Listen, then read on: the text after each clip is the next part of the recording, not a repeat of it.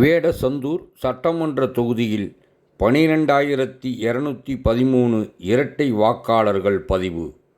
மாவட்ட கலெக்டரிடம் மாநில இளைஞர் இளம்பெண்கள் பாசறை செயலாளர் டாக்டர் விபிபி பரமசிவம் புகார். திண்டுக்கல் மேற்கு மாவட்டம் வேடசந்தூர் சட்டமன்ற தொகுதியில் 12,213 வாக்காளர்கள் இரட்டை முறையில் பதிவு உள்ளதாகவும், மேலும் சில இடங்களில் வாக்காளர்கள் 3 இடங்களில் பதிவு செய்து உள்ளதாகவும், தேர்தல் முறையீடுகளை தவிர்த்து சட்டமன்ற தேர்தலை நியாயமான முறையில் நடத்த வேண்டும் எனவும் மாவட்ட தேர்தல் பொறுப்பாளரும் மாவட்ட கலெக்டருமான சரவணனிடம் கழக மாநில இளைஞர் இளம்பெண்கள் பாசறை செயலாளர் டாக்டர் விபிபி பரமசிவம் கழக நிர்வாகிகளுடன் புகார் மனுவை அளித்தார்.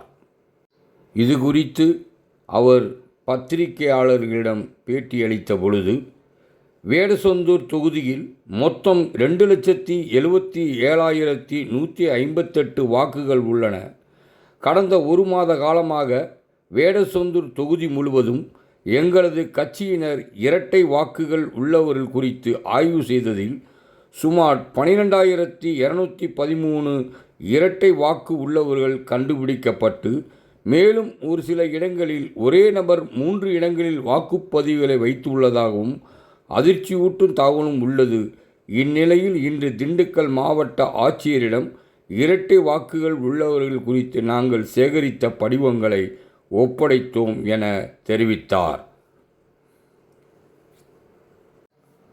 அவருடன் புகார் மனு அளிக்க வந்தபொழுது முன்னாள் சட்டமன்ற உறுப்பினர் தென்னம்பட்டி பழனிசாமி, மாவட்ட விவசாய அணி செயலாளர் டிசி ராஜமோகன், குஜிலியம்பாறை ஒன்றிய கழக செயலாளர் மலர்வண்ணன், வேடசந்தூர் ஒன்றிய கழக செயலாளர் ஜான்போஸ், பழனியம்மாள், பேரூர் கழக செயலாளர் பாபுசேட், வடமதுரை ஒன்றிய கழக செயலாளர் தண்டாயுதம் லட்சுமணன், பேரூர் கழக செயலாளர் பிடிஆர் பாலசுப்பிரமணி, எரியோடு பேரூர் கழக செயலாளர் அறிவொளி, பொதுக்குழு உறுப்பினர் அம்மையப்பன் உள்ளிட்ட கழக நிர்வாகிகள் ஏராளமானோர் கலந்து கொண்டனர்.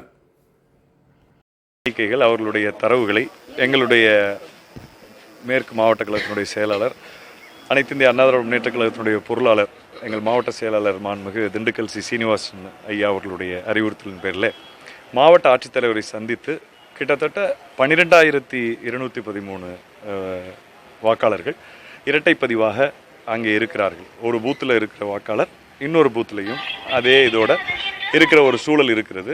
அந்த பட்டியலை எங்களுடைய கழகத்தினுடைய நிர்வாகிகள் எல்லோரும் சேர்ந்து, அந்த பட்டியலை எங்களுடைய ஒன்றிய செயலாளர், நகர செயலாளர், முன்னாள் சட்டமன்ற உறுப்பினர்கள், உள்ளாட்சி பிரதிநிதிகள் எல்லோரும் சேர்ந்து அந்த பட்டியலை தயாரித்து மாவட்ட ஆட்சியரிடத்தில் வழங்கியிருக்கிறோம். ஏன்னா இப்பொழுது தமிழகத்திற்கு மிக முக்கியமான தேவையாக இந்த எஸ்ஐஆர், ஸ்பெஷல் இன்டென்சிவ் ரிவிஷன் என்பது மிக அத்தியாவசியமாக தேவைப்படுகிறது. ஏன்னா நிறைய தேர்தல் முறைகேடுகளை தவிர்ப்பதற்கு அது உதவியாக இருக்கும் என்ற அடிப்படையில் புதிய வாக்காளர் இன்னும் நிறைய சேர்க்க வேண்டியது இருக்குது. அதனால் இந்த இறந்தவர்கள், இரட்டை பதிவில் இருக்கிறவர்கள் எல்லாம் நாங்களே அனைத்து இந்திய அண்ணா திராவிட முன்னேற்ற கழகத்தினுடைய சார்பாக எங்களுடைய வேடசந்தூர் தொகுதியிலிருந்து மாண்புமிகு திண்டுக்கல் சீனிவாசன் ஐயா அவருடைய அந்த அறிவுறுத்தலை பெற்று இன்றைக்கு மாவட்ட ஆட்சியர் வழங்கியிருக்கிறோம். அவரும் இந்த முயற்சி அதிமுக எடுத்தது வரவேற்கத்தக்கது. எங்களுடைய பிஎல்ஓஸ் உள்ளே போகும்பொழுது இந்த தரவுகளை நாங்கள் அவரிடத்திலே கொடுத்து அதை கிராஸ் செக் பண்ணிட்டோம்னா எங்களுக்கும் அந்த வேலை சுலபமாக இருக்கும் என்று சொன்னார்கள். உள்ளபடியாக அது இன்னும் தமிழ்நாடு முழுக்க கழக பொதுச் செயலாளர் மாண்புமிகு எடப்பாடியார் அவர்கள் மாவட்ட செயலாளர்கள் இதே பணியை செய்ய அறிவுறுத்தி இருக்கிறார்கள். ஆங்காங்கே நடந்து கொண்டிருக்கிறது. இப்போ இரட்டை பதிவு மட்டும் தான் நாங்கள் எடுத்திருக்கோம். ஏன்னா இறந்தவர்கள் என்பது இதற்கு முன்னால் என்ன பிரச்சனை இருந்ததுன்னா, ஃபார்ம் 7 இறந்தவரே கொண்டு வந்து கொடுத்தா தான் நீக்க முடியும்னு கேம்பில் இருந்தது. அது லாஜிக்கலாக அது செயல்படுத்த முடியாத நிலை இதுவரை இருந்தது. இப்போ இந்த ஸ்பெஷல் இன்டென்சிவ் ரிவிஷன் மூலமாக அவர்கள் வழங்கப்படுகிற ஃபார்மை, அந்த கரெக்ஷன் ஃபார்மை திருப்பி ரிட்டர்ன் கொடுக்கலனாலே அவர் இறந்தவர்களாக கருதப்படுவார்கள். விஏஓக்கள் எடுக்கிற அந்த டெத் சர்டிஃபிகேட்டை வச்சு கலெக்டர்கள் அதை முடிவு செய்வார். அப்போ இறப்பை பற்றி அரசியல் கட்சிகளுக்கு எந்த குழப்பமும் இல்லை. ஏன்னா அது ஆட்டோமேட்டிக்காக மாவட்ட ஆட்சித்தலைவருடைய மேற்பார்வையில் வருவாய்த்துறை அதிகாரிகள் அதை டெலிட் பண்ணிடுவாங்க.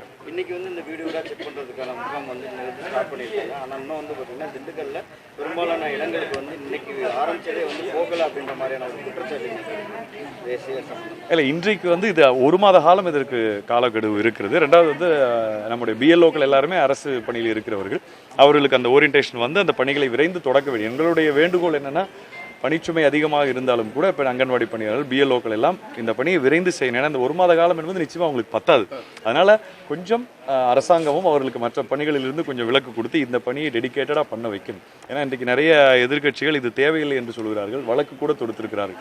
ஆனால் இன்றைக்கு எஸ்ஐஆர் இருந்தால்தான் ஒரு நியாயமான ஜனநாயகமான தேர்தல் தமிழ்நாட்டிலே நடைபெறும். இப்போ இரட்டை பதிவுகள் இதனால வராதா சார்? இப்போ எஸ்ஐஆர்னால இரட்டை பதிவுகள் மீண்டும் வராதா? சரி, 2002 லாங் பேக் எடுத்த தரவுகளை வச்சு நம்ம இத்தனை எலெக்ஷன் போயிட்டோம். அட்லீஸ்ட் இது ஒரு புதிய மாற்றத்துக்கான தொடக்கமாக இது இருக்கிறதே வரவேற்கத்தக்கது சார். எஸ்ஐஆரில் அதுதான் ஒன்று. ரெண்டாவது இன்னொன்று, எஸ்ஐஆருக்கு எதிராக பயப்படுறதுக்கு இப்போ திராவிட முன்னேற்ற கழகத்தை சார்ந்த நம்முடைய தலைவர்கள்லாம் பேட்டி கொடுத்துருக்காங்க, வழக்கு கூட தொடுத்ததாக கேள்விப்பட்டேன். எங்களுக்கு என்ன அதில் ஆச்சரியம்னா, மத்திய அரசாங்கம் தேர்தல் ஆணையம் வந்து இதை சொல்லியிருந்தால் கூட இதை நடத்த போகிறது, இதை செயல்முறைப்படுத்த போகிறது தமிழக அரசினுடைய ஊழியர்கள் தான். அப்போ நிச்சயமாக நம்முடைய தமிழக அரசுக்கு இதில் நேரடி கண்ட்ரோல் இருக்கும், மாவட்ட ஆட்சியர் கண்ட்ரோல் இருக்கும். நிச்சயமாக அப்படி யாரையும் தவறுதலாக நீக்கவோ சேர்க்கவோ வாய்ப்பில்லை என்பதுதான் எங்களுடைய நிலைப்பாடு.